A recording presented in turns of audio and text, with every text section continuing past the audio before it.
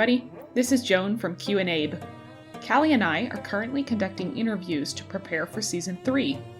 The other day, we spoke with Dr. Nina Jablonski, an anthropologist at the Pennsylvania State University who studies the evolution and social positioning of human skin color. As you might imagine, the conversation was inflected by current events. Dr. Jablonski explained where our present-day ideas about race originated, how they took hold so firmly, and what their relationship is to the science of skin pigmentation. We wanted to share an excerpt with you, in the hopes that it's helpful as you work to build your own understandings of how to think about race and racism. One of the things we're wrestling with this episode, and also in American society at large, is that we have ascribed very strong and complicated meanings to a person's skin color. How early does that kind of thing start happening? This is a really interesting process, which was something that was very much a human creation, something that human beings made in their mind. The division of people into what we might refer to as races was not something that was natural or inscribed in any way. It was actually created through intellectual activity. And at least in Europe, this was done because of a few different interests. One was the interest in sort of classifying different parts of nature. And so the early naturalists like Linnaeus and Buffon and others looked at the diversity of humans that they could recognize or that they knew about. And this was actually only a small fraction of the number of people who really, the number and diversity of people who really exist. And they said, well, we can put them into, let's say 4 groups, or maybe 5 groups. One of the hallmarks of early classifications of humans is their very arbitrariness. Humans were placed initially in color-based categories, and Linnaeus was the first to do this, identifying them as white, red, black, and yellow.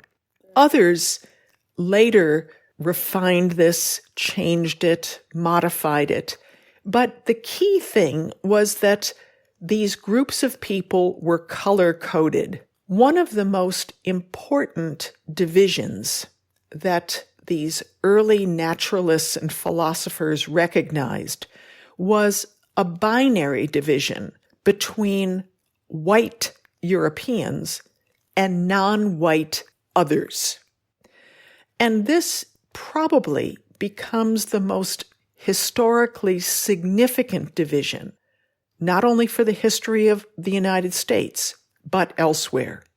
I'm not really quite sure how to ask this, but this feels like, in hearing you talk about this, just really reinforces my understanding that we are just so entrenched in this idea about race, and just wondering, like, where was the tipping point, however many hundreds of years ago, where if one person had just said, like, hey guys, I don't think that this is taking the long view, I don't think this is a really good idea. Where were those people? Was there anyone? We can point to several people, especially philosophers of the late 18th century, who were particularly influential in hardening the views on the nature and hierarchy of races. The 2 most influential ones were the Scottish philosopher David Hume and the German philosopher Immanuel Kant. The tipping point, if we can identify one, is really in how those ideas translated into a broader non-intellectual audience. And what we see, especially in the English-speaking world, is the promotion of these ideas across the Atlantic into the Americas at the same time that the slave trade is going.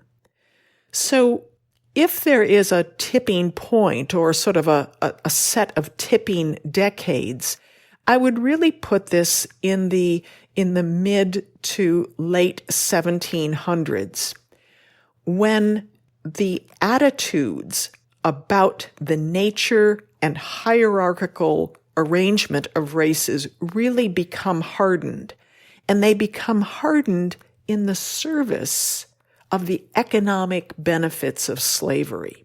The idea that basically two groups of people existed in the world, those who could be slave owners and those who could be slaves, was in the forefront of many people's imagination, including many of the founding fathers and influential politicians, business people, and philosophers in the early United States.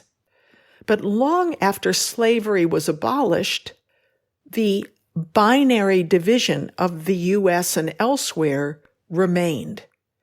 And this was socially reinforced in myriad ways, to the extent that we now still live with it in the U.S. and elsewhere. The social reality of the situation was created in the human mind. It didn't need to be real in a biological sense. That's one of the things I'm thinking about, that I sort of appreciate your perspective for helping us grapple with, is that you can say that race is constructed, it's made up, quote unquote, it's not real. But being able to grapple that with the real sort of scientific fact that people do come in different colors, and how are those things connected or not connected, I think is really helpful, because my impression is that there's sort of a lingering sense in a lot of people's heads that in some way race is scientific, because we can see with our eyes that people come in different colors or different shapes or different kinds of hair or etc. And I think that's what's so valuable to me about this emphasis, that the ways of categorizing that are an idea that people made up. Yes. And one of the lingering misconceptions, really, that comes to us directly from this mid-18th century set of constructs is that skin color is not only associated with other physical characteristics to create named races, but is also associated with specific behavioral and cultural traits or moral traits. And these kinds of baggage have been some of the most difficult ones to jettison, and the ones that people continue often to cling onto. Not only this construct of people come in different color and they've got slightly different hair textures and colors and so forth, but they act differently too, and that must be part of this whole package. To recognize that those assemblies of characteristics were created by people, and people with attitudes. Like specific people that we know their names of. Yes, that we can look at the history of these people and say, this person wrote this back in 1758 or 1775, etc., and that they had this influence on this group of early traders or politicians, is really important, because it makes it all understandable and far less slippery. It then becomes basically a historical sequence. You understand the evolutionary history of the trait of skin color, and then you understand how people in modern history made sense or nonsense out of it. Yeah, I think, too, one last thing to just add to that, I think the thing that is just feels so, I don't know, is, all of the just the myriad ways that the effects of this, everything from who is more at risk during a global pandemic to maternal health to things like wage disparity. And it just like the lasting effects of race classification and in the United States of race segregation are enormous. They're often not discussed, or they're peripheralized, or they're only discussed when there are social catastrophes. But the race segregation that was established in many parts of the United States during Reconstruction and the era of Jim Crow, and that has continued through the 20th century and into the 21st century, has visited upon us continued eras of inequality. And so we see then this early sort of encoding of race in American society playing out and ramifying in all of these untoward and really horrible ways as the generations progress. That we have not coped with this in a systematic and constructive way since Lincoln's time is one of the great sins of American history.